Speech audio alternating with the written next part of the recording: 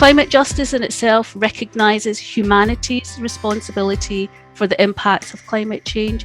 And secondly, it addresses the burgeoning climate inequality gap. The injustice and the unfairness is that through no fault of their own, these countries have contributed the least in terms of carbon emissions, but are paying a heavy price. The current projections is that up to 1.2 billion people are at risk of displacement by 2050.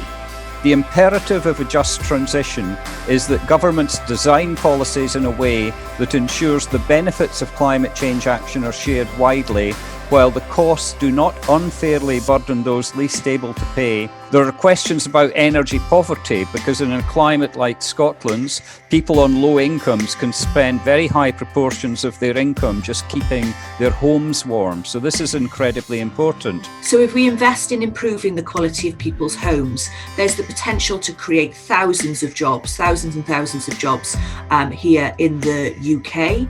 It will help us to meet our carbon emissions targets. It will help us to regenerate communities. It will help us to take those poorest people out of fuel poverty. This framework rests on 4 pillars: procedural justice, distributive justice, intergenerational justice, and restorative justice.